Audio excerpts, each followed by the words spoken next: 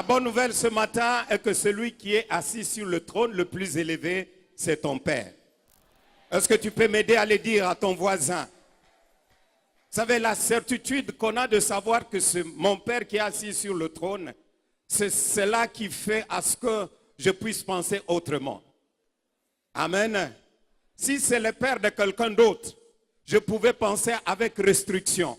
Mais quand je sais que c'est mon Père qui est assis sur le trône, je pense avec toute la liberté, avec toute confiance, avec toute certitude, tout en sachant que celui qui est assis, c'est mon Père. Amen. Comme papa venait de le dire, tout au long de cette semaine, nous avons partagé la pensée autour du livre de Néhémie, autour de l'homme, autour de ce que Dieu a fait à travers cet homme. Et pendant ces temps, tout au long de ce mois, nous avons été en ces lieux en prière, selon les différentes pensées et orientations et textes que nous avons eu à méditer. Mais ce matin, nous voulons aborder dans le sens de la pensée que papa avait partagée dans la semaine, juste prendre un des points qui a été traité, que nous avions commencé à traiter vendredi en ces lieux, et nous allons juste ajouter quelque chose pour nous permettre de tenter de clôturer cette pensée aujourd'hui. Rapidement, nous prenons nos Bibles. Nous sommes dans Néhémie chapitre 2, à compter du verset 11 jusqu'au verset 20. Et après, nous allons sauter pour prendre, nous allons prendre Luc chapitre 21, le verset 36. Nous reviendrons dans Néhémie pour prendre Néhémie chapitre 6, le verset 15e. Je disais, Néhémie chapitre 2, à compter du verset 11e, la Bible déclare: j'arrivai à Jérusalem et j'y passai 3 jours. Après quoi, je me levai pendant la nuit avec quelques hommes, sans avoir dit à personne ce que mon Dieu m'avait mis au cœur de faire pour Jérusalem. Il n'y avait avec moi d'autres bêtes, des sommes que ma propre monture. Je sortis de nuit par la porte de la vallée. Je me dirigeais contre la source du dragon et vers la porte du fumier, considérant les murailles en ruine de Jérusalem, réfléchissant à ces portes consumées par le feu. Je passais près de la porte de la source et de l'étang du roi, et il n'y avait point de place par où puis passer la bête qui était sous moi. Je montais de nuit par le torrent, je considérais encore la muraille. Puis je rentrais par la porte de la vallée et je fis ainsi de retour. Les magistrats ignoraient où j'étais allé et ce que je faisais jusqu'à ce moment.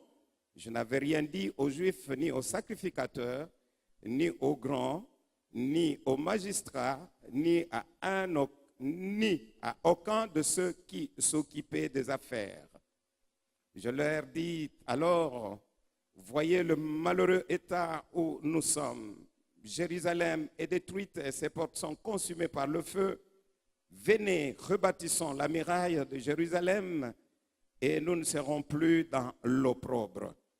Et je leur racontais comment la bonne main de mon Dieu avait été sur moi et quelles paroles le roi m'avait adressées. Ils dirent: levons-nous et bâtissons. Et ils se fortifièrent dans cette bonne résolution. Sanballat, les Honorites, Tobija, le serviteur ammonite, et Geshem, l'arabe, en ayant été informés, se moquèrent de nous et nous méprisèrent. Ils dirent: que faites-vous là? Vous révoltez-vous contre le roi? Et je leur fis cette réponse: le Dieu des cieux nous donnera le succès. Nous, ses serviteurs, nous nous lèverons et nous bâtirons. Mais vous n'avez ni part, ni droit, ni souvenir dans Jérusalem. Le peuple de Dieu dit Amen. Nous prenons le deuxième texte dans Luc chapitre 21, le verset 36. Veillez donc et priez en tout temps, afin que vous ayez la force d'échapper à toutes ces choses qui arriveront et d'être debout devant le Fils de l'homme. Amen.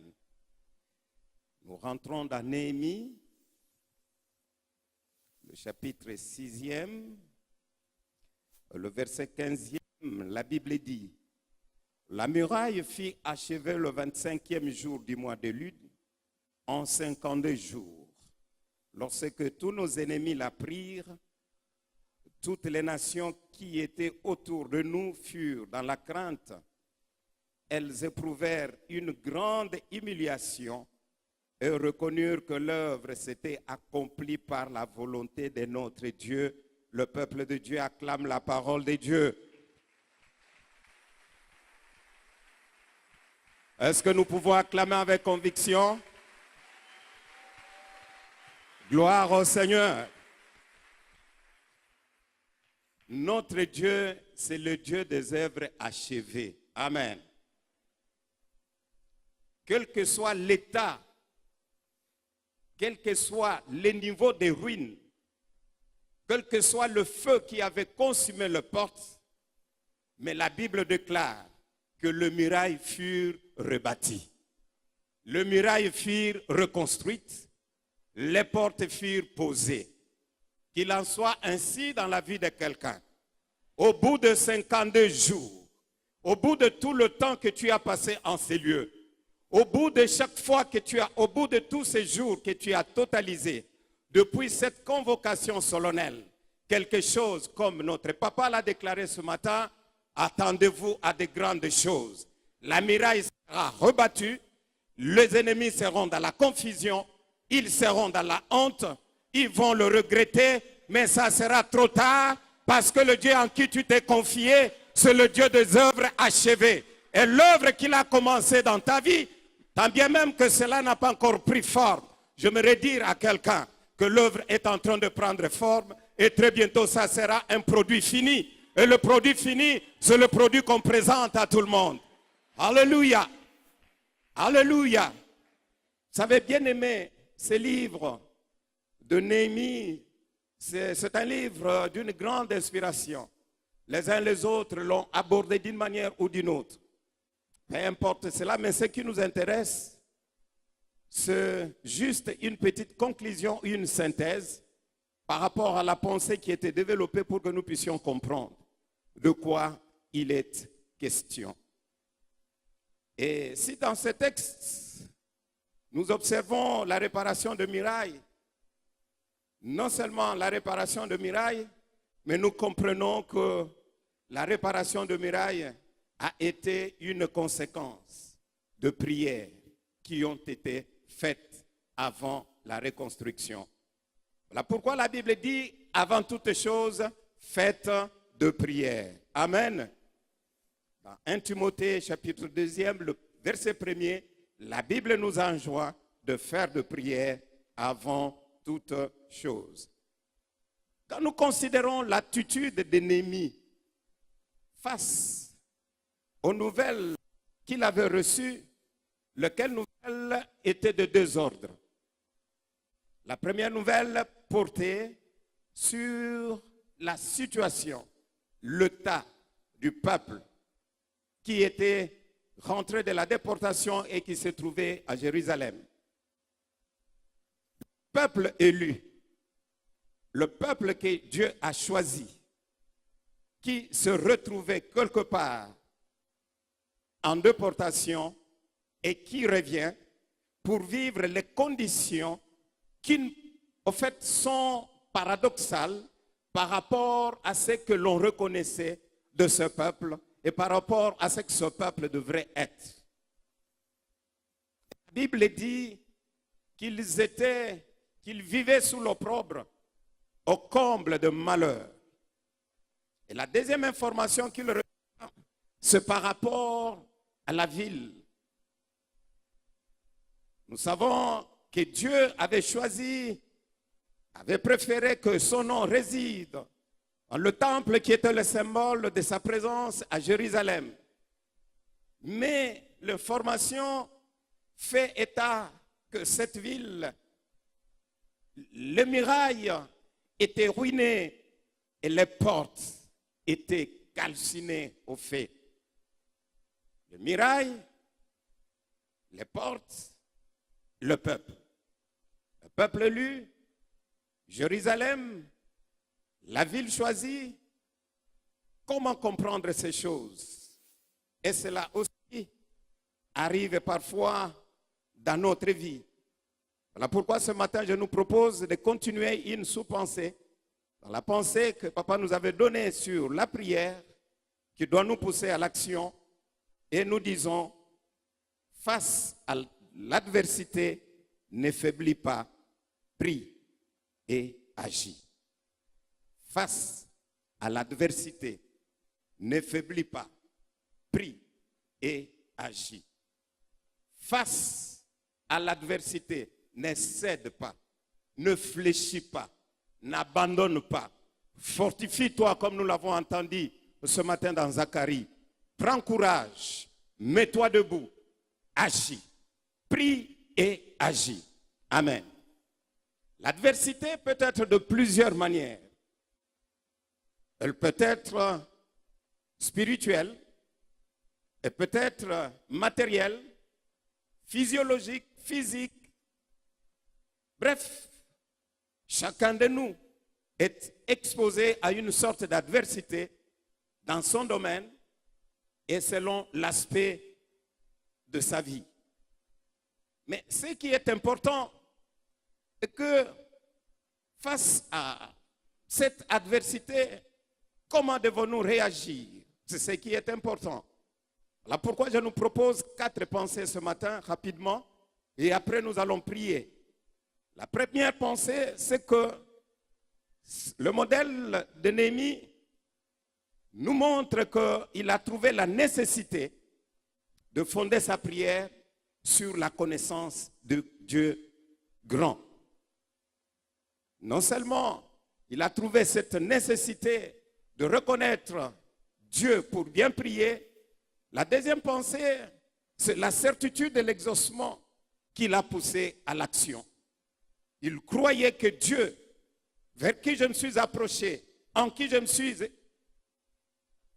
approché, je me suis confié, c'est le Dieu qui exauce des prières.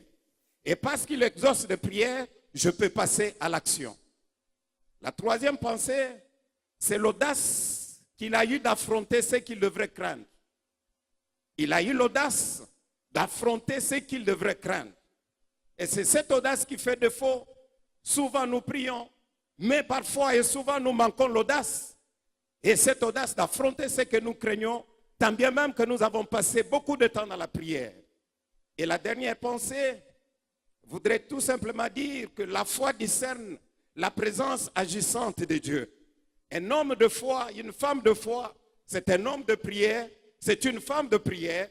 Et une femme, un homme de prière, c'est un homme, une femme de foi. Et une femme, un homme de foi, ne voit jamais Dieu à distance, il voit toujours Dieu présent. Et quand il voit Dieu présent, c'est-à-dire il a l'assurance et la certitude que la présence de Dieu, dans la sphère où il se trouve, dans la situation où il se trouve, où elle se trouve, la main puissante de Dieu est en train d'agir. Amen. Amen. Vous savez, quand on parle de murailles qui étaient en ruine, le muraille pouvait symboliser la sécurité, la protection. Et les murailles qui pouvaient empêcher spirituellement étaient en ruine. Et par conséquent, il y a eu cette chose.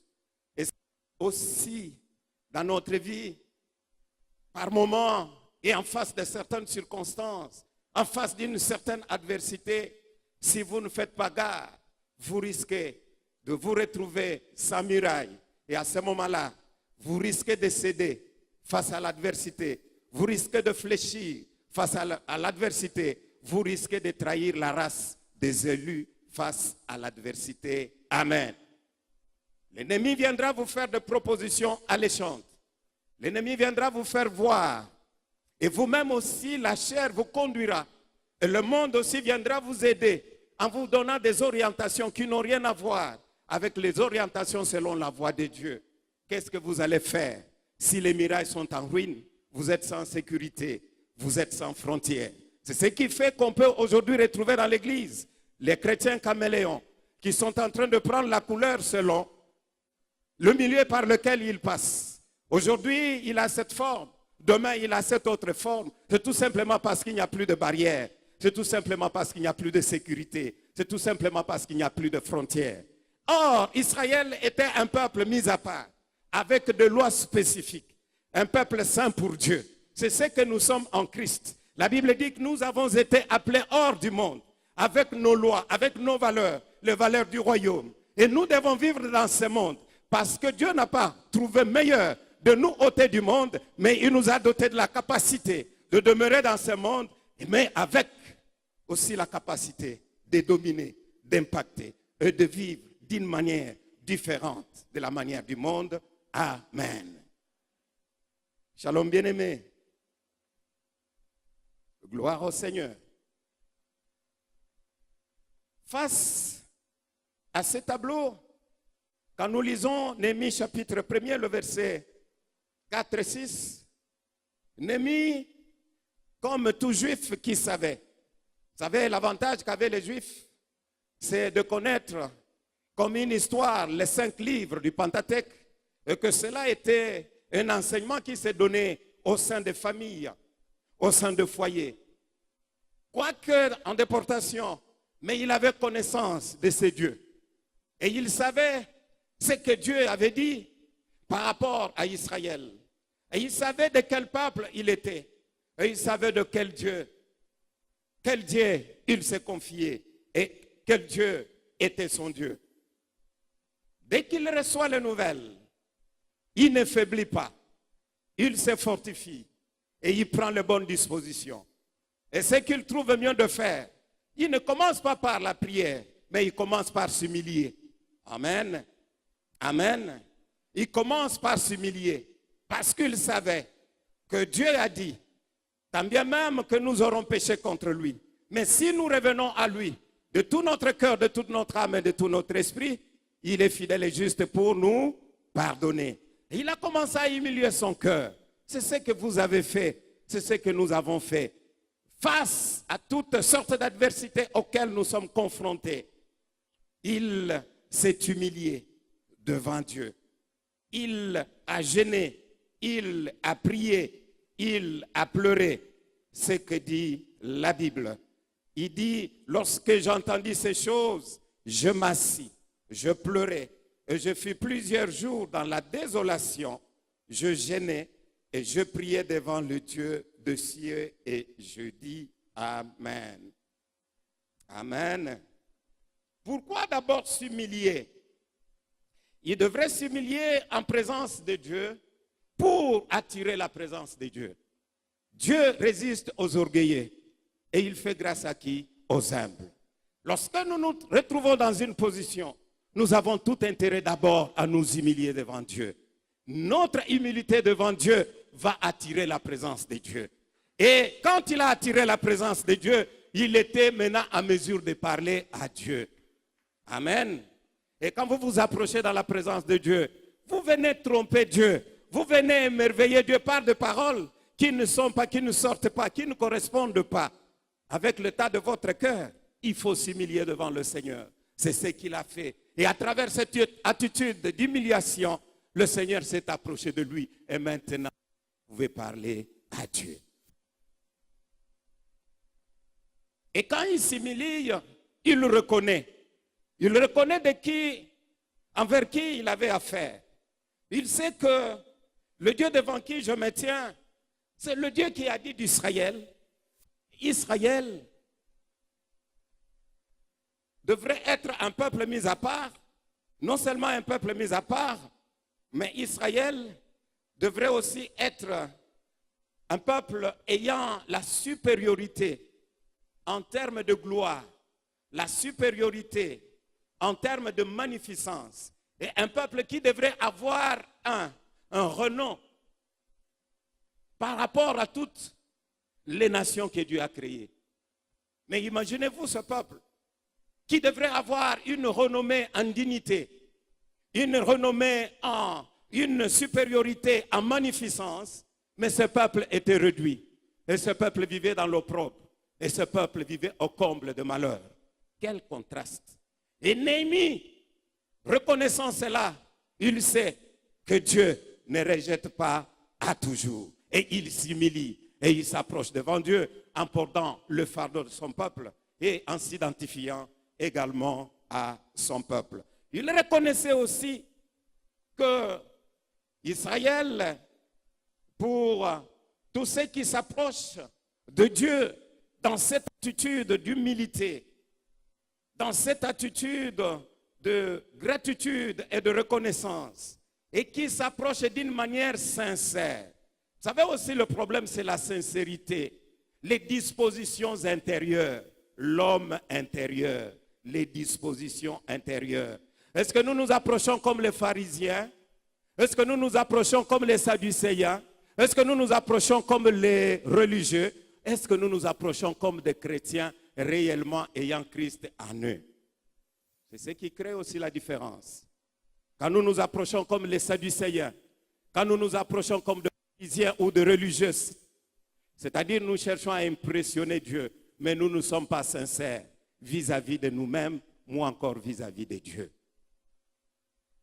Face à cela, il reconnaissait que tous ceux qui s'approchent dans cet état de sincérité, Dieu le reçoit dans sa présence. Rassuré de cela, il pouvait maintenant s'approcher.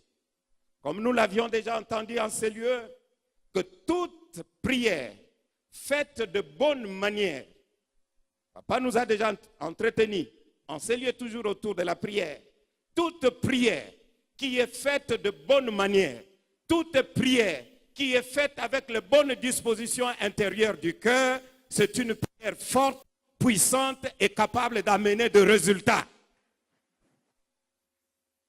Amen. Si vous avez été sincère, attendez-vous à deux résultats. Néhémie a été sincère devant Dieu. Le chapitre 6e, c'est le résultat de la sincérité de la prière de Néhémie qui, au fait, l'a poussé à l'action. Et aujourd'hui, nous pouvons parler non seulement qu'il avait prié, mais également quand il s'est mis à l'action, nous voyons le résultat. Dieu, c'est un Dieu de résultats. Et le temps que tu as passé en ces lieux, ce n'est pas le moment vain. C'est le moment de voir le résultat de la prière que tu as adressée à Dieu. Si, seulement si, tu as été sincère, les dispositions de ton cœur ont été de nature à attirer la présence de Dieu. Et quand Dieu est là, tout ce que nous lui disons, son oreille et son œil sont ouverts et attentifs à nos cris pour qu'il intervienne, qu'il nous sauve, qu'il nous délivre, qu'il nous guérisse, qu'il nous restaure, qu'il nous élève, qu'il nous considère et qu'il nous restaure. Amen. C'est ainsi que lorsqu'il adresse sa prière à Dieu, il commence par reconnaître ces dieux-là. Vous savez, la difficulté, c'est lorsque tu es dans la présence de Dieu, mais au fait, c'est comme si tu n'es pas dans la présence de Dieu. Vous savez qu'il y a des gens qui savent que Dieu existe, mais qui vivent comme si Dieu n'existait pas. C'est ça la difficulté. Vous avez la connaissance d'un Dieu qui existe, mais vous vivez comme si Dieu n'existait pas. C'est-à-dire, vous savez que je vais dans la présence du Seigneur. Vous savez que l'Éternel que je vais invoquer, l'Éternel qui me reçoit dans sa présence, non pas selon mes mérites, mais à cause de Jésus, sur le mérite de Jésus, c'est que ce Dieu-là est capable d'apporter la solution à mon problème, mais aussi la réponse à ma question. Mais vous venez dans la présence de Dieu comme si vous vous adressez à un Dieu qui a la même dimension, le même niveau que vous. Vous vous approchez auprès de Dieu sans pour autant que vous puissiez connaître, réaliser devant qui vous vous tenez.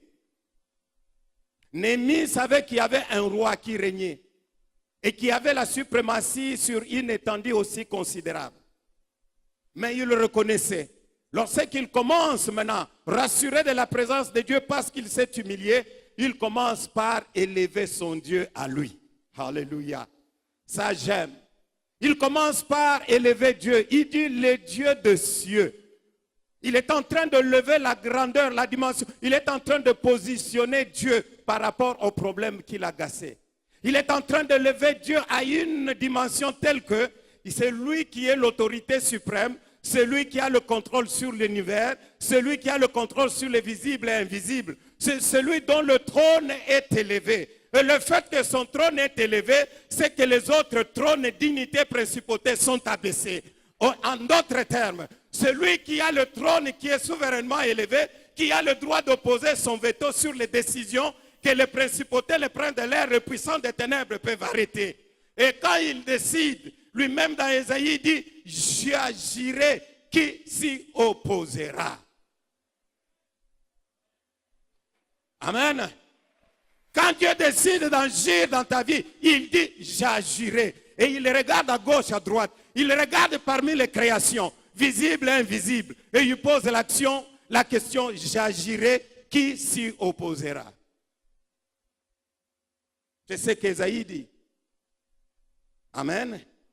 Par sa position, l'emblème de sa majesté divine, Job va dire, quand Dieu donne le repos, qui peut répandre la terreur?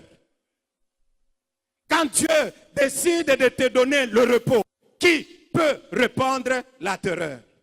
Personne. Personne. C'est ce Dieu-là. Est-ce que tu peux l'acclamer? Alléluia.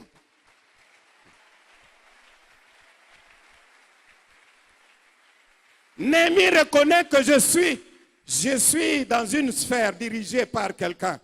Mais celui que j'élève, il s'appelle le roi des rois. C'est-à-dire que le roi soit là. Mais ce qui est important, ce ne sont pas les rois, mais ce qui est important, c'est le roi des rois. Quand le roi des rois décide, les autres rois fassent quoi? Ils obéissent. Voilà pourquoi la Bible dit, tout genou fléchit dans le ciel, sur la terre et sous la terre, et toute langue doit confesser que Jésus est Seigneur à la gloire du Dieu le Père. Que les hommes parlent, qu'ils prennent leur position, qu'ils avancent leur opinion. Mais ce que je sais, qu'il y a un Dieu qui a le contrôle sur les décisions des hommes. Il y a un Dieu qui a le contrôle sur les opinions des uns des autres. C'est ce Dieu-là que je lève. Et quand je le lève, je vois la petitesse de mon problème et je vois la petitesse de celui à qui je suis en face. Shalom bien-aimé. Shalom bien-aimé. Il faut connaître ton Dieu. Plus tu le connais, plus tu te positionnes.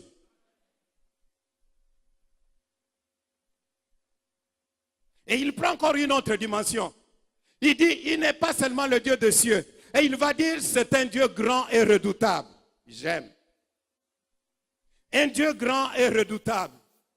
C'est-à-dire, quand tu vois l'adversité, à travers la grandeur de Dieu, cette adversité devient petite. Quelqu'un n'a pas compris. La Bible dit ceci, comme nous l'avons entendu. La Bible dit ceci. Celui qui est en nous est plus grand que celui qui est.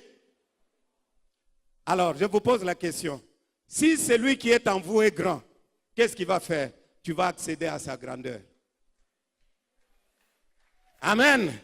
Voilà pourquoi quelqu'un pouvait dire, ceux qui connaissent Dieu, ils agissent comme de poids lourds. C'est-à-dire, ils n'ont rien à craindre. Pourquoi? Parce qu'ils savent que ce n'est pas cause de ma force, de mes biceps, de ma taille, de mon rang social, mais tout dépend de celui qui est en moi. Quand ils réalisent que celui qui est en moi est grand, c'est-à-dire j'accède à la grandeur de celui qui vit en moi, il me prend dans ma petitesse, il m'élève dans sa grandeur. C'est ainsi que même quand tu entres dans un bureau d'un occultiste, tu n'as pas à avoir peur parce que tu es grand. Amen. Quand tu vas au village, tu n'as pas à craindre la maison qu'on va te donner là pour dormir. Tu y entres parce que tu sais que celui qui est en toi est plus grand que tous les sorciers du ressort. Amen. L'adversité est là, mais je connais Dieu. Je ne faiblis pas, je ne cède pas. On te dira non, je n'ai pas besoin de kosimba litit, mais j'ai besoin de kosimba mutoakela litit. Awa ezalaka kaboye. Non, je suis un peuple mis à part, avec des principes et les valeurs qui n'ont rien à voir avec vos valeurs. Amen.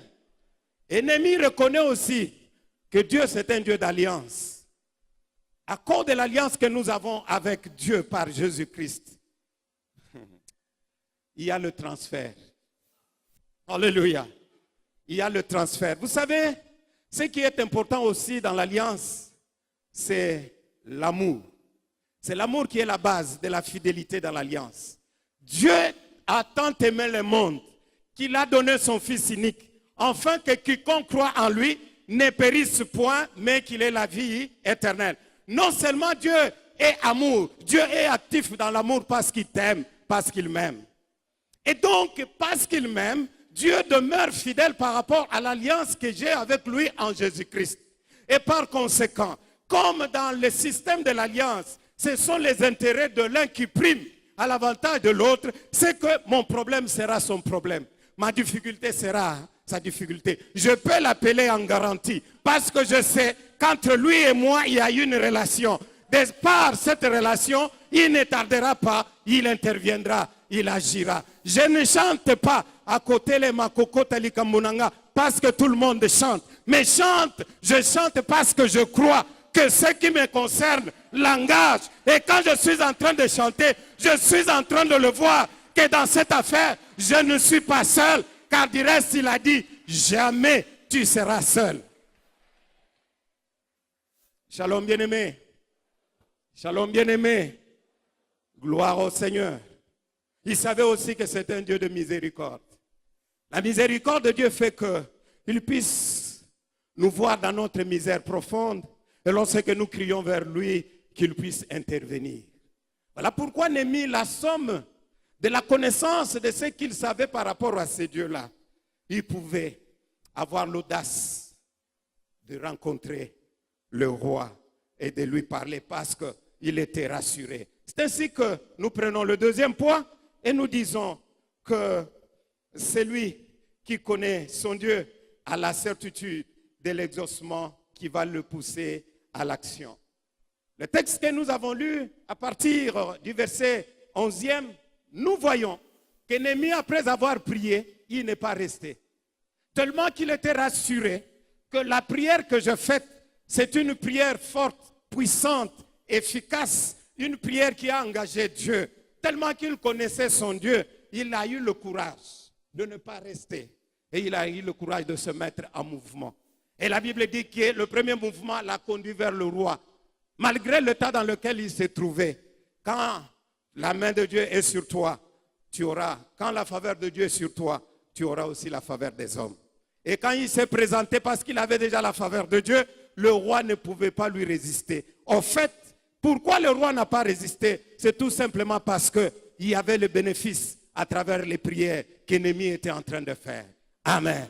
J'aimerais te dire qu'il y a un bénéfice dans toute la prière que toi tu as adressée à Dieu par rapport à ta santé, ta famille, ta condition, ta situation, ta maladie. Il y a un bénéfice au point où rien ne pourra te retenir. La Bible déclare que le roi le laissa partir. Je suis en train de dire à quelqu'un, il y a des choses qui doivent te laisser partir au nom de Jésus. Il y a des choses qui doivent te quitter parce que la bonne main de Dieu est sur toi. Ces choses doivent te quitter. La stérilité doit quitter. Les tumeurs doivent quitter. Au nom de Jésus. Au nom de Jésus. Les douleurs doivent quitter. Ils doivent se déplacer parce que dans la présence de Dieu, tu y as trouvé la bonne main de Dieu. La faveur de Dieu est sur toi, mon frère, ma soeur. Si tu crois, tu verras la gloire de Dieu.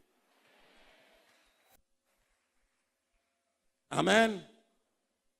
La faveur de Dieu, c'est ce qui crée la différence.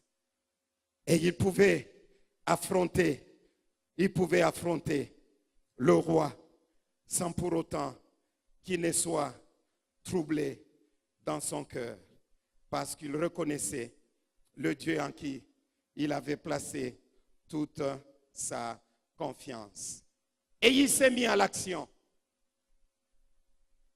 Quand il se met à l'action, ce qui est important, c'est que en se mettant à l'action, il savait à chaque instant que les gens qui l'accompagnaient dans ce qu'il faisait n'avaient pas la même vision que lui. Et il était important qu'il commence la première phase sans pour autant dire à qui que ce soit, quoi que ce soit. Et il a gardé ce qu'il a reçu. Quand vous lisez, il dit, il a gardé ce que Dieu avait mis dans son cœur. C'est peut-être l'erreur. Est-ce que nous pouvons dire l'erreur? Ça dépend. Joseph n'avait pas gardé ce qu'il avait rêvé. Cela lui avait aussi attiré, n'est-ce pas? Lui a attiré l'adversité de ses frères pour rien.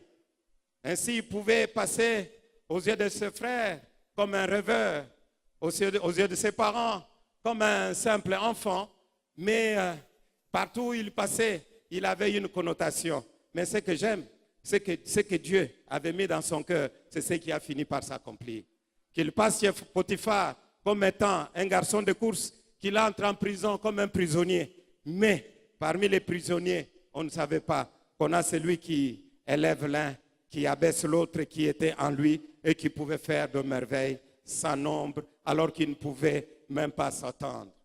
Bien-aimé, il a commencé, il a inspecté le mirail. Vous savez, lorsque le but est ignoré, le gaspillage est évident. Et là où le but est connu, il n'y aura pas de gaspillage. Quand il est venu, il savait le but pour lequel. Et il devrait se déplacer de là où il était pour Jérusalem. Le but, c'était quoi? Sa prière avait un but, c'est-à-dire reconstruire le mirail et mettre les portes. Et quand il est venu, c'était ça la préoccupation. Il a commencé par faire. Il a commencé par inspecter le mirail. Il a constaté effectivement que le mirail était dans un état de délabrement avancé et que les portes étaient brûlées par le feu. C'est alors qu'il va communiquer la pensée à ceux qui étaient avec lui. Selon que nous pouvons les lire. Je priais le Dieu des cieux et je répondis au roi. Gloire au Seigneur. 11. J'ai sorti la nuit par la porte de vallée et je me dirigeais contre la source de dragon et vers la porte du fumier, considérant les murailles en ruine de Jérusalem et réfléchissant à ces portes consumées par le feu. Je passais près de la porte de la source et de l'étang du roi et il n'y avait point de place par où puis passer la bête qui était sous moi. Je montais de nuit par le torrent, je considérais encore la muraille, puis je rentrais par la porte de la vallée et je fis ainsi le retour. Les magistrats ignoraient où j'étais allé, ce que je faisais jusqu'à ce moment. Et je n'avais rien dit aux Juifs, ni aux sacrificateurs, ni aux grands, ni aux magistrats, ni à l'un de ceux qui s'occupaient des affaires.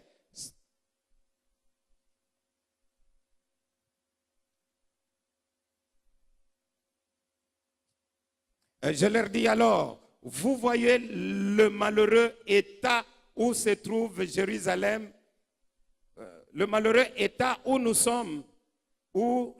Jérusalem est détruite et ses portes sont consumées par le feu. Venez, rebâtissons la muraille de Jérusalem et nous ne serons plus dans l'opprobre. Amen. Amen. Amen.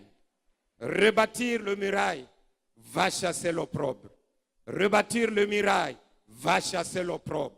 Et qu'il en soit ainsi dans la vie de quelqu'un, car Dieu est à l'œuvre pour rebâtir ce qui a été fait de manière à ce que l'opprobre tombe au nom de Jésus. Tu as longtemps pleuré et il y a un temps pour toutes choses. Ces murailles sont restées dans cet état pendant longtemps, mais il a suffi qu'un homme prie, qu'il s'élève, qu'il se mette à l'action. Mon frère, ma soeur, après avoir prié, si vous êtes rassuré de l'exaucement de la prière, de ta prière, qu'est-ce que tu dois faire? Tu dois te mettre en action. Amen. Tu dois te mettre en action. Non, ngai nayoka frère moko baya koluka écoute vraiment ya comment à ça la ta demande d'emploi mais baya koluka ye nandak.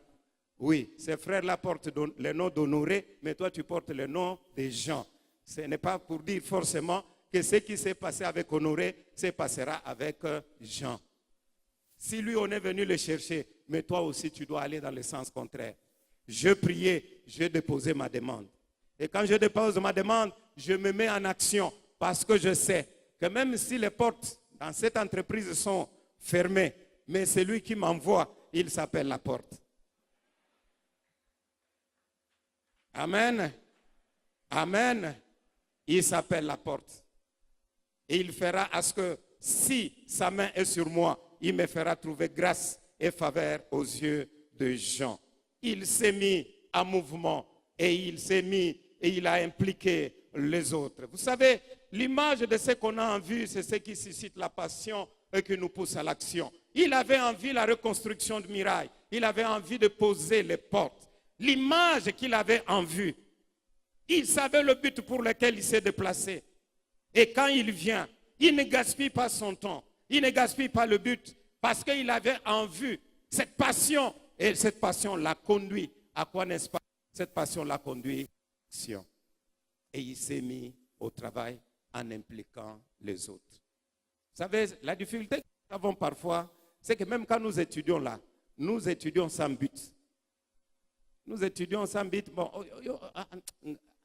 on a droit. Mais quel est le but qui t'envoie d'aller faire le droit et l'humanité? Alors quand tu arrives là-bas, dès que les choses semblent se compliquer un peu, c'est lui-là qui a eu la révélation que c'est le droit, qui était convaincu, c'est le droit qu'il doit faire. Même quand les choses se compliquent, lui, il résiste. Il ne cède pas, il ne fléchit pas, jusqu'à ce qu'il va terminer, jusqu'à ce qu'il va avancer. Mais toi, tu t'es engagé, tout simplement parce que tu as suivi l'autre. Et voilà pourquoi, devant une simple adversité, tu inclines. Tu t'inclines. Amen. Tu t'inclines. Les exemples sont les gens, mon frère, ma soeur. Ce n'est pas parce qu'elle s'est mariée que je dois forcément me marier maintenant. Est-ce que nous sommes en compétition? Pas du tout. Du reste, on n'est pas nés le même jour. Même les jumeaux qui naissent le même jour, ils ne naissent pas à la même minute. Ils ne naissent pas à la même minute. Chacune ou chacun d'eux a son heure. N'est-ce pas? Et c'est comme pour dire que ce qui est à toi est à toi. Et ce qui est à moi est à moi. En mon temps, à ton temps. Il n'y a pas match, il n'y a pas compétition. Mais en attendant, j'attends la visitation de Dieu en son temps et selon sa souveraineté. C'est ça le problème. La certitude de l'exaucement. Il ne faut pas faire une chose et son contraire. Tu pries, dès que tu arrives là-bas, la prière reste ici, et tu ressors, tu arrives à la maison, la même situation. En tout cas, Makambo est kobongate. Alors que tu étais là en train de dire Nzambe, Nzambe, Nzambe, na kombo na Yesu, na kombo na. Dès que tu te retrouves, en tout cas, Makambo est kobongate. Nani abebisi yango yomoko.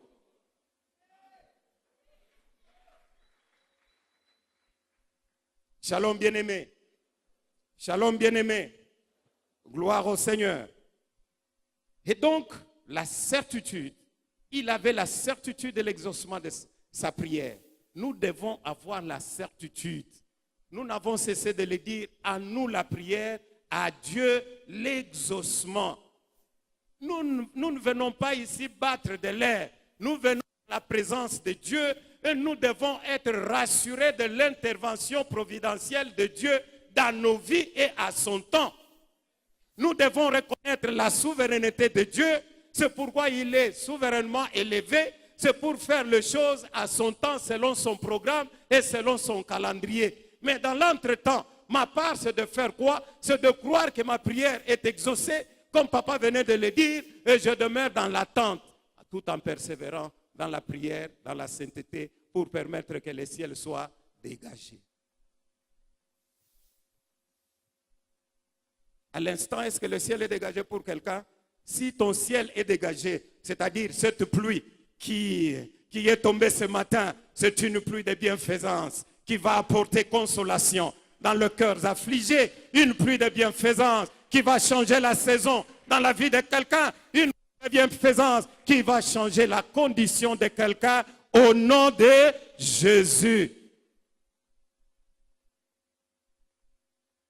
Troisième chose, c'est l'audace. L'audace d'affronter ce que l'on craint.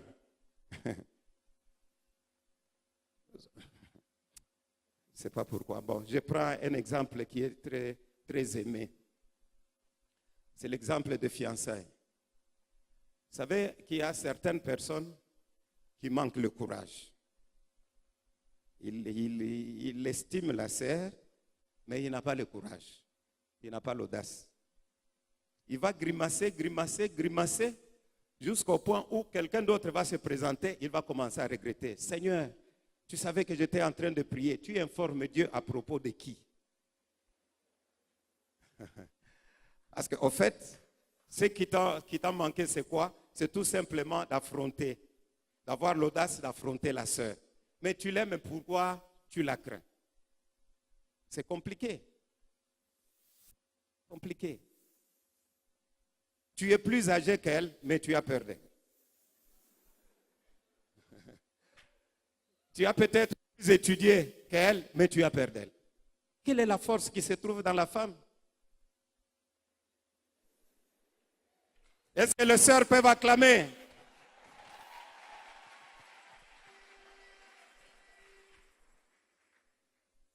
Il faut avoir l'audace. C'est ce qu'on appelle courage, d'affronter ce que l'on craint. On te dit dans cette entreprise-là, ah, pour y entrer, passe au Salaboy. Il dit, pour y entrer, ça passe parce que ça y est, ngai na kokota. Vous savez, bon, on peut quand même parler de certaines choses, ce n'est pas le fanatisme, mais c'est la vérité. Vous savez, moi j'aime quand je me promène avec papa. Il faut que je le dise en face. Papa est d'une audace terrible. Parce que partout où nous venons là, lui il ne recule pas, il avance. Et quand il avance, moi aussi je suis derrière. Quand il entre, moi aussi j'entre. Il m'a fait entrer chez le gouverneur, il m'a fait entrer chez les autorités, même le responsable militaire. Il entre là-bas, moi aussi j'entre. Il serre la main, moi aussi je serre la main. Alors que ce sont des milieux que par moi-même, en tout cas, n'indimité sur une kokota. Amen. Il faut avoir l'audace d'affronter ce que l'on craint. Malgré l'environnement, malgré les conditions, Néhémie va faire ce qu'il n'a pas appris. Néhémie va faire ce que quelqu'un d'autre n'a pas encore fait. Et il va se présenter en tant qu'échanson du roi. Il se présente dans cet état-là, rassuré que l'arrière-base, c'est la prière, qui a déjà tout balisé. Et quand je serai en face de lui, il ne pourra pas résister. J'aimerais te dire que les prières que tu fais constituent une base arrière.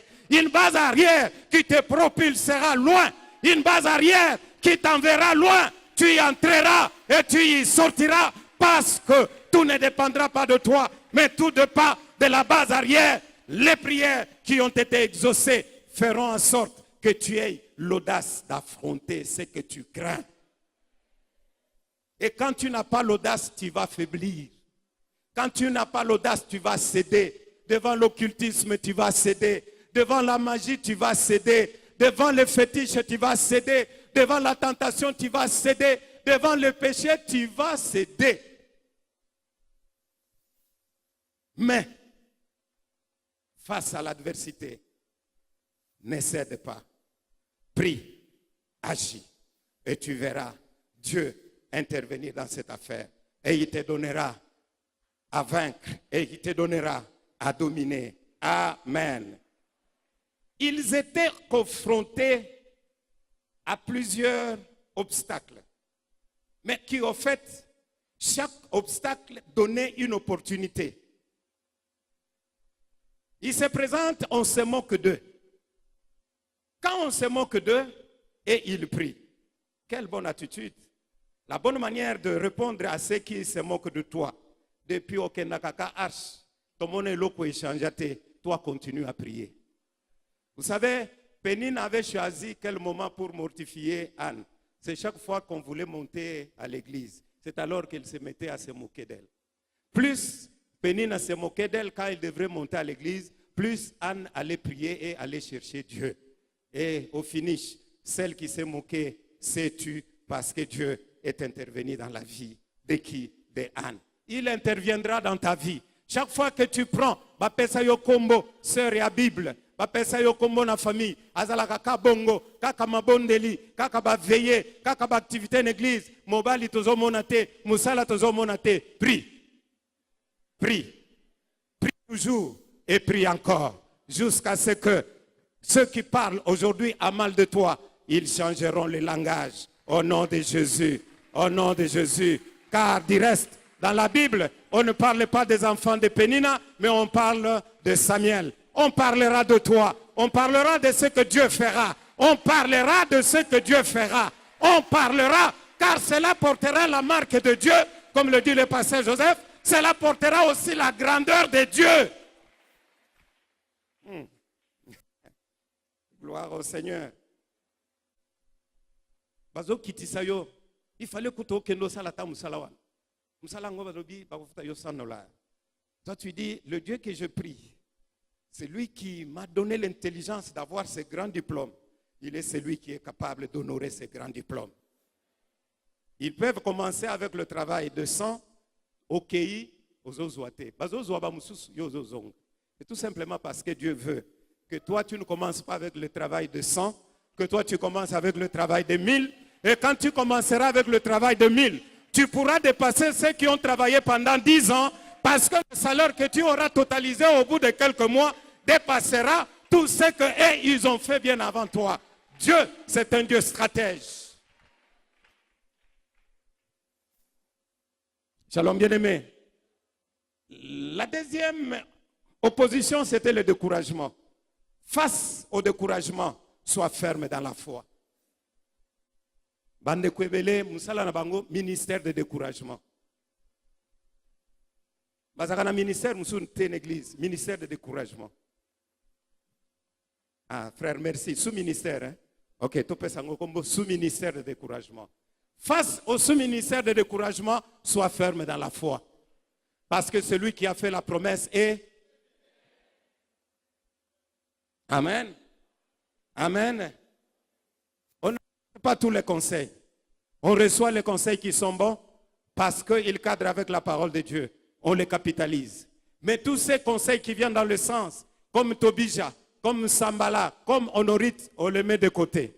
On doit les mettre de côté, on doit avancer. Et pour avancer, il faut être ferme dans la foi. Troisième obstacle, la ruse. Ils sont allés plus loin. Vous savez, ce qui est drôle, ce qui est compliqué, c'est la ruse. Quand quelqu'un est rusé, vous ne savez pas s'il dit vrai ou non. Voilà pourquoi même au jardin d'Éden, on condamne toujours Ève. Face à la ruse, même toi, parfois tu peux aussi tomber. Parce que le diable a utilisé quoi? Le diable a utilisé la ruse pour venir mentir. La ruse est très compliquée. Très difficile à déceler. Et une fois que tu décèles que dans ce qu'il dit là, comme papa dit toujours, derrière une parole, il y a un esprit. Si tu n'arrives pas à discerner l'esprit qui anime la personne qui vient vers vous, si cette personne use de ruse, c'est très dangereux. Ils ont usé de ruse pour avoir Néhémie. Ils ont même utilisé des faux prophètes pour l'avoir. Et ils ont même choisi le lieu où Néhémie ne pouvait pas douter, au temple, pour l'avoir. Mais gloire soit rendue à Dieu. Voilà pourquoi il faut être rempli de l'Esprit de Dieu. Parce que c'est à travers le Saint-Esprit que nous avons le discernement des esprits. Soyez une femme, un homme rempli de l'Esprit de Dieu. C'est alors que vous aurez le discernement devant la ruse de l'ennemi. Shalom, bien-aimé. Shalom, bien-aimé. Et donc, l'opposition que nous pouvons parfois rencontrer ou que nous rencontrons toujours, les Sambala qui peuvent prendre une autre forme, les Oronites qui peuvent prendre une autre forme, ou les Tobija, j'aime la réponse de Néhémie. Vous n'avez ni part, ni droit, ni souvenir. Il y a des gens dans ta vie qui n'ont ni part, ni droit, ni souvenir. Amen. Qu'ils viennent, oui, venez. Mais tout ce que je sais, vous n'avez ni part, ni droit, ni souvenir. Amen. Quand ils n'ont ni part, ni droit, ni souvenir, et que choqué bango makas, plus ils ont choqué bango, plus ils ont avancé. Amen. La foi discerne toujours la présence agissante de Dieu. Vous savez, ce que j'aime, c'est ce que Néhémie est en train de confesser, de dire à ce frère. Il leur dit, il reconnaît que la main de Dieu était avec lui, était sur lui. Le chapitre 6e au verset 15, la Bible dit que la muraille fut achevée le 25e jour du mois de Lu et nos ennemis la prirent. Ils vont apprendre des choses. Toutes les nations qui étaient autour de nous furent dans la crainte.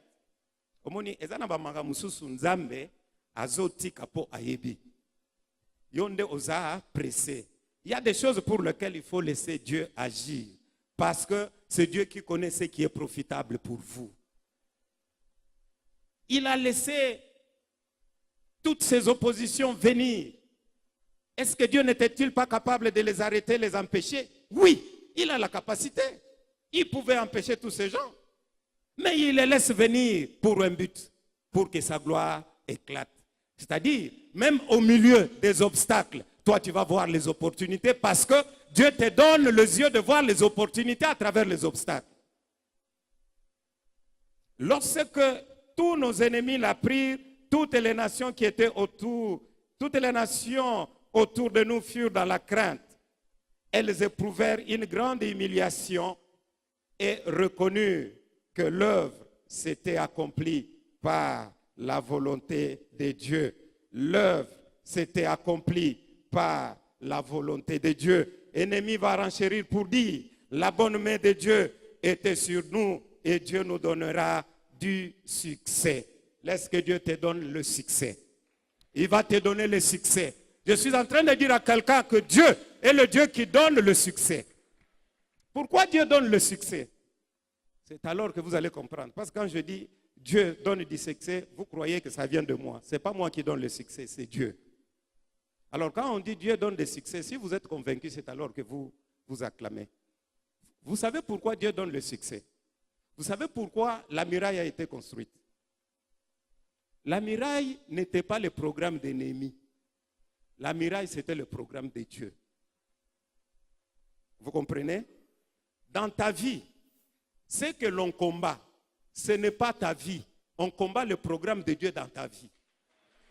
Étant donné qu'on combat le programme de Dieu dans ta vie, Dieu a l'obligation de protéger son programme en toi en te donnant du succès. Ah.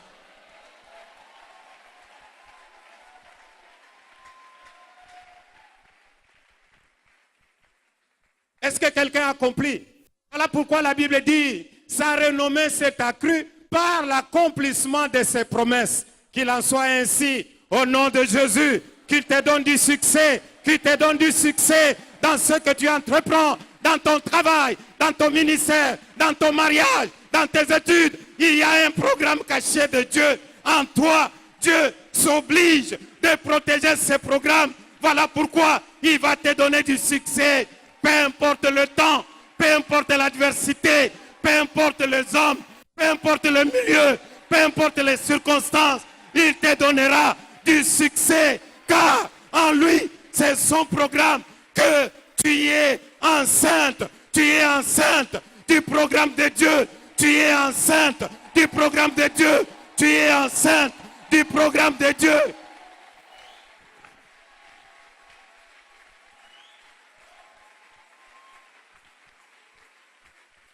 Nous sommes tous debout dans la présence du Seigneur. Nous acclamons le Seigneur et nous commençons à l'élever.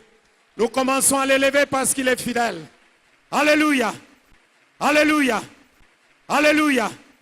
Alléluia. Je crois en Jésus. Je crois qu'il est le Fils de Dieu. Je crois qu'il est mort et ressuscité. Je crois qu'il a payé pour tout. Et je crois qu'il est ici, présent au milieu de nous, tout puissant pour nous guérir. sa grâce.